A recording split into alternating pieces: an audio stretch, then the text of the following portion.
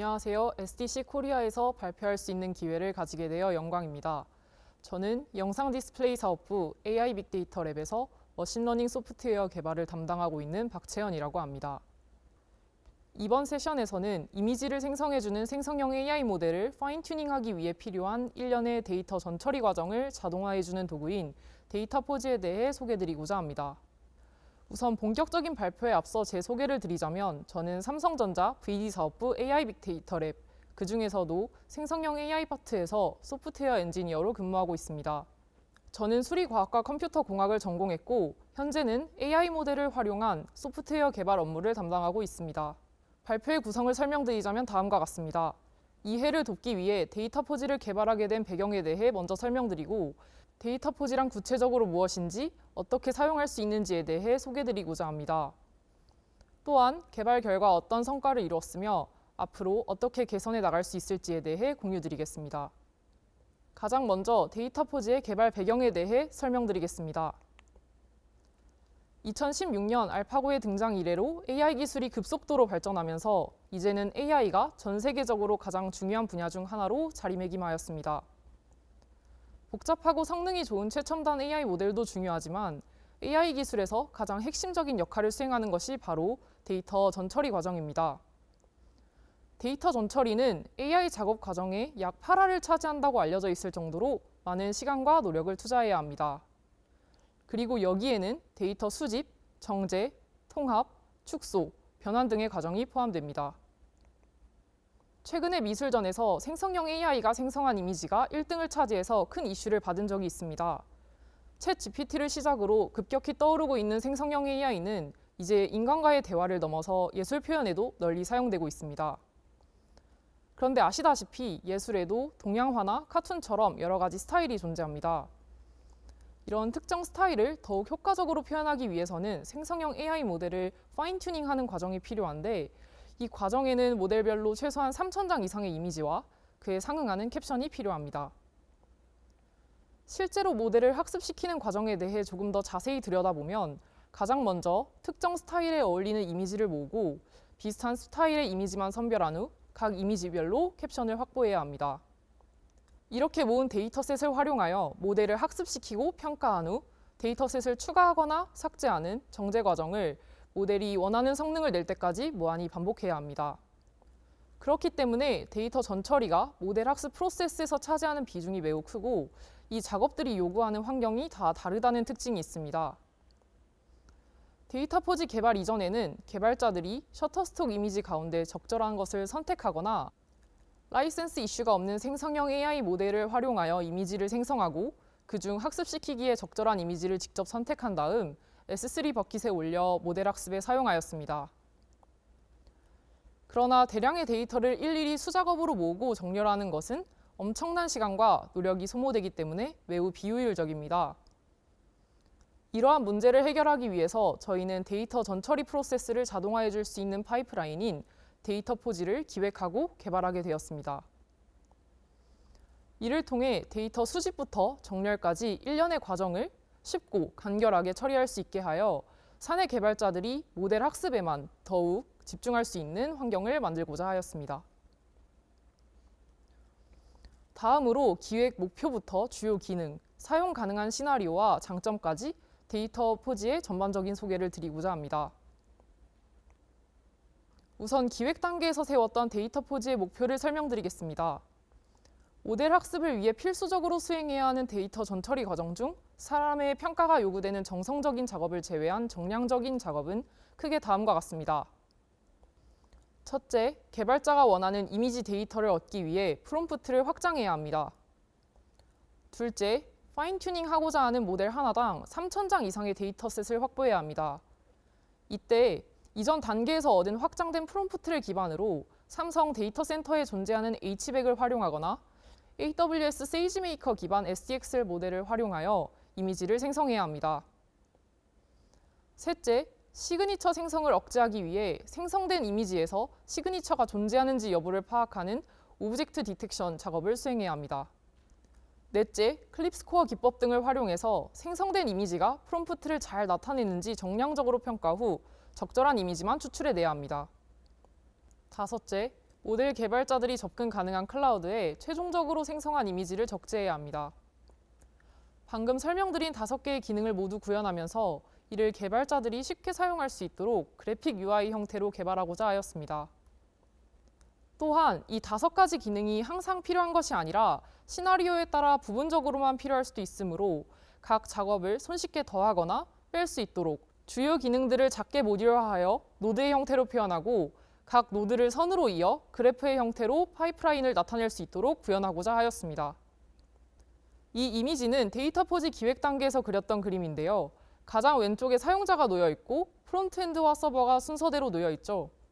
화살표를 보시면 아실 수 있으시겠지만 사용자는 서버의 그 어떤 것도 직접 컨트롤하지 않고 단순히 노드와 엣지로 구성된 그래프만을 컨트롤해도 원하는 작업을 수행할 수 있도록 기획하였습니다.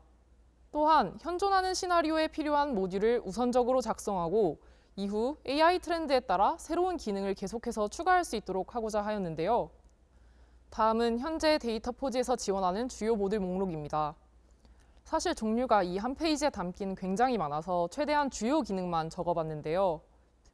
프롬프트를 입력했을 때 프롬프트에 맞는 이미지를 생성해주는 SDXL과 같은 이미지 생성 모델과 입력 프롬프트를 비슷한 여러 개의 프롬프트로 확장해주는 라마와 같은 거대 언어 모델, 생성된 이미지가 입력 프롬프트에 얼마나 충실한지 여부를 검사하는 클립 스코어 필터, 생성된 이미지 캡션에서 타겟 텍스트를 탐지하는 클립 인터로게이트 필터, 아름다움이나 얼라인먼트와 같은 지표를 정량적으로 평가하는 이미지 리워드 필터, 시그니처와 같은 불필요한 정보를 찾아내거나 원하는 객체가 생성된 이미지에 잘 포함되어 있는지 여부를 파악하는 오브젝트 디텍션 필터 등이 있고 이외에도 부가적인 기능을 수행하는 모듈들이 존재합니다. 이제 실제로 데이터 포지를 사용하는 방법에 대해 보여드리겠습니다. 파이썬 서버와 자바스크립트 프론트엔드 구조로 디자인을 하였는데요. 유저가 우측 바에서 사용하고자 하는 모듈을 선택하고 모듈별로 필수적으로 입력해야 하는 파라미터를 입력한 후 생성하기 버튼을 누르면 모듈이 왼쪽 초록색 박스와 같이 등장합니다. 각 모듈의 왼쪽과 오른쪽에는 인풋과 아웃풋을 나타내는 핸들러가 있는데요. 사용자가 구상하는 시나리오에 따라 많은 모듈을 순서대로 추가한 다음 마우스를 이용해서 선으로 연결하면 파이프라인이 완성됩니다. 우측 바에서 실행하기 버튼을 누르면 위상 순위로 각 모듈을 실행시키며 여러 입력이 전달되었을 때 입력 버퍼는 입력을 하나씩 소진하도록 도와줍니다. 또한 실행시켰을 때 생성된 이미지를 포함하여 각 모듈의 상태를 실시간으로 확인할 수 있습니다. 파이프라인이 이상적으로 동작하는 모습을 확인했다면 현재 파이프라인 세팅을 저장하고 이후에 불러와서 간편하게 사용 또한 가능합니다. 이제 이 왼쪽에 있는 파이프라인 그림을 조금 더 확대해서 여기서는 어떻게 데이터 포지를 사용했는지 살펴보도록 하겠습니다. 여기서 데이터 포지는 이미지를 생성하기 위한 목적으로 사용되었습니다. 수중 이미지를 확보하기 위해 우선 라마라는 거대 언어 모델로 프롬프트를 확장했고 리핏 모듈을 활용하여 프롬프트를 확장하는 과정을 반복했습니다. 또 SDXL이라는 이미지 생성 모델을 사용해서 앞에서 얻은 프롬프트를 가지고 이미지를 생성했는데요. 우측 3개의 모듈을 통해 실시간으로 생성된 이미지와 개수를 확인하고 파일 시스템에 저장할 수 있습니다. 또한 학습 데이터를 확보하기 위해서가 아니라 이미 학습시킨 파인 튜닝 모델의 성능을 직접 평가하기 위해 이미지를 생성할 수도 있습니다. 여기서는 페이퍼커 스타일의 이미지를 생성하도록 학습된 모델의 성능을 평가하기 위해 마운틴이라는 프롬프트를 확장해서 이미지를 생성한 결과인데요. 확장된 프롬프트와 그에 따라 생성된 이미지를 살펴보시면 저는 개인적으로 모델의 성능이 꽤 만족스럽다는 생각이 드네요. 또한 예전에 생성해둔 이미지 데이터셋이 있을 경우 이미지가 학습 데이터로 사용하기에 적절한지 여부를 평가하기 위해 사용될 수도 있습니다. 오브젝트 디텍션 모듈을 활용하여 이미지에 원하는 객체가 포함되어 있는지 여부를 평가할 수 있는데요. 여기서는 이미지에 요리하는 고양이가 포함되어 있는지 여부를 탐지하고 가장 왼쪽 그림과 같이 해당 객체가 포함되지 않은 이미지를 필터링하였습니다. 데이터 포지의 장점을 2개로 요약하자면 확장성과 모듈화입니다. 생성 모델과 평가 모델의 경우 계속해서 업데이트가 되고 있고 상황에 따라 다른 모델을 사용해야 하기도 하는데요. 새로 나온 모델을 추가하기가 쉬워 개발자들이 목적에 맞게 여러 모델 중 선택하여 다양한 상황을 유연하게 커버할 수 있습니다. 또한 중요 기능들을 작게 모듈화하였기 때문에 많은 시나리오에서 활발하게 활용이 가능한데요. 이미지 데이터셋을 생성 모델을 활용하여 생성하지 않고 직접 모은 경우 클립스코어나 오브젝트 디텍션 같은 필터 모듈로 파이프라인을 구성해서 평가를 위한 목적으로 사용할 수도 있고요. 이미 학습시킨 생성 모델의 성능을 확인해보고 싶어 최대한 많은 이미지를 생성해보고자 한다면 필터 모듈 없이 거대 언어 모델 관련 모듈과 이미지 생성 모델 관련 모듈로 파이프라인을 구성할 수도 있습니다. 처음에는 데이터 수집에 주로 활용하고자 개발하였으나 데이터 수집뿐만 아니라 정제나 평가에도 응용할 수 있어 굉장히 활발하게 사용되고 있습니다.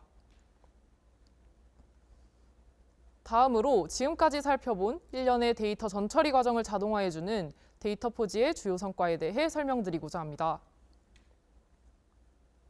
우선 아까 설명드렸다시피 데이터 포지를 통해 얻고자 하는 목표는 일련의 데이터 전처리 과정을 자동화하여 모델 개발자들이 모델 개발에 더욱 집중하도록 하는 것이었습니다. 자동화가 목표라면 각 모듈의 역할을 파이썬 코드로 짜고 한 번에 실행시키기만 하면 되는 거 아니야? 라고 생각하시는 분도 있을 수 있지만 이미지를 생성하는 시나리오가 딱 하나로만 고정되어 있는 것이 아니라 굉장히 다양합니다. 간단히 예를 들자면 어떤 시나리오에서는 프롬프트 확장이 필수적이지만 또 다른 시나리오에서는 굳이 프롬프트를 확장할 필요 없이 고정된 프롬프트로만 이미지 데이터를 생성하고자 할 수도 있고요. 어떤 시나리오에서는 A를 수행한 다음 B를 수행해야 되는데 또 다른 시나리오에서는 B를 수행한 다음 A를 수행하고자 할 수도 있죠. 시나리오가 변할 때마다 더 이상 필요 없어진 코드를 삭제하거나 코드의 순서를 바꾸는 것은 시나리오가 복잡해질수록 개발자가 인지하지 못하는 사이에 에러가 개입될 위험성을 높입니다. 데이터 포지는 이러한 위험성이 개입될 여지 없이 단순히 모듈을 추가 또는 삭제하거나 모듈을 연결하는 순서를 바꾸기만 하면 동작한다는 큰 장점이 있습니다. 다음으로 환경 설정은 모든 개발자들의 골칫거리인데요. A 라이브러리 버전이 B 라이브러리 버전과 호환이 안 되어 다른 버전으로 깔고 나면 이번에는 C 라이브러리 버전과 호환이 안 되고 또 새로 깔고 나면 이번에는 D 라이브러리 버전과 호환이 안 되는 경험은 모델 개발자라면 누구나 경험해 보셨을 거라 생각합니다. 기존에는 모든 개발자들이 각자의 환경에서 GPU를 셋업하고 동일한 모델과 라이브러리를 각자 다운로드 받아야 했습니다. 환경이 서로 다르다 보니 새로운 라이브러리를 추가할 때마다 기존 환경과 충돌이 발생하기 일쑤이고 이 과정에서 소모되는 시간이 굉장히 많았습니다. 그러나 이제 더 이상 환경 설정으로 고통받을 필요 없이 웹 UI에 접속하기만 하면 파이프라인을 활용할 수 있습니다. 다음으로 이전에는 개발자별로 별도의 거대 언어 모델을 활용하거나 만들고자 하는 이미지를 잘 묘사하는 프롬프트를 직접 생성하여 시간이 굉장히 오래 걸린다는 문제가 있었는데요. 이제는 프롬프트를 하나만 입력하면 이미 세팅되어 있는 거대 언어 모델이 프롬프트 확장을 자동으로 진행해주기 때문에 중간에 낭비되는 시간을 대폭 감소시킬 수 있었습니다. 또 과거에는 생성된 모든 이미지를 개발자가 직접 확인하면서 학습 데이터로 사용하기 적절한지 여부를 일일이 평가했는데요. 이는 시간이 굉장히 오래 걸리는 프로세스였을 뿐만 아니라 검수자의 주관이 개입된다는 문제점이 있었습니다. 그래서 검수자가 누구냐에 따라 검수된 데이터로 모델을 학습시킬 경우 다른 퀄리티의 모델이 나올 수 있다는 우려가 항상 있었습니다. 이제는 생성된 이미지가 프롬프트를 잘 묘사하고 있는지를 평가하는 클립스코어 모듈이나 생성된 이미지에 원하는 객체가 잘 포함되어 있는지를 확인하는 오브젝트 디텍션 모듈과 같은 필터 모듈을 활용함으로써 정량적인 기준을 가지고 생성된 이미지를 평가할 수 있게 되었을 뿐만 아니라 필터링 시 소요되는 시간을 장당 5초 수준으로 대폭 감소시킬 수 있었습니다. 마지막으로 이전에 수작업으로 진행하던 캡셔닝 작업을 이제는 자동으로 진행할 수 있게 되었습니다. 하나의 파운데이션 모델을 학습하는 것이 아니라 다양한 파인튜닝 모델을 개발함에 있어 가장 중요한 것은 얼마나 많은 모델을 생성하는지와 생성된 모델이 얼마나 좋은 이미지를 생성해낼 수 있는지입니다. 이를 위해선 데이터세트를 지속적으로 재가공하고 준비하여 다양한 양질의 데이터셋을 이용한 수많은 모델을 생성하려는 시도가 필요합니다. 환경 설정, 프롬프트 확장, 이미지 생성, 데이터 필터링, 캡셔닝, 그리고 정량적 평가에 이르기까지 과거에 오랜 시간과 많은 노력이 들어갔던 작업들을 데이터 포지 하나로 자동화함으로써 업무 효율화를 이루어냈고 모델 개발자가 모델 개발에만 더욱 집중할 수 있게 되었습니다. 데이터 포지를 개발함으로써 데이터 사전 처리 프로세스를 자동화하여 데이터 전 처리에 걸리는 시간을 감소시키고자 했던 목표를 마침내 이룰 수 있게 되었는데요. 저희는 여기서 그치지 않고 계속해서 데이터 포지를 사용하는 모델 개발자들의 피드백을 듣고 이 파이프라인 툴을 어떻게 발전시킬 수 있을지 고민해 오고 있습니다. 가장 먼저 파이프라인을 구동시킬 때 현재 사용하고 있는 필터를 표시하고 생성형 AI 모델의 로딩 진행 상황이나 각 모듈의 동작 상태를 보여줄 수 있도록 프로그레스 바를 도입하는 등 UI를 개선할 예정입니다. 기능적인 측면으로는 현재는 파이프라인이 너무 과도하게 커지거나 많은 개발자들이 한꺼번에 웹 UI를 사용하게 되면 아웃 오브 메모리 이슈가 발생하는 문제가 있는데요. 이를 해결하기 위해 자주 사용하는 모델을 퀀타이제이션 등의 기법을 이용하여 경량화하는 방법을 고려하고 있습니다. 다음으로 기능을 더욱 확장하고자 합니다. 지금은 데이터 사전 처리에 주로 사용하고 있지만 모델을 학습시키는 모듈까지 도입을 하여 파인 튜닝까지 알아서 시킬 수 있도록 기능을 통합하는 것을 고려하고 있습니다. 또한 시간이 흐름에 따라 AI 기술은 계속해서 발전하는데요. 이미 개발된 내용에서 그치지 않고 기술 트렌드에 맞추어 향상된 기능의 모듈을 새롭게 제작하여 더 좋은 모델을 개발하는 데 도움이 되도록 발전시켜 나가고자 합니다. 지금까지 경청해 주셔서 감사합니다.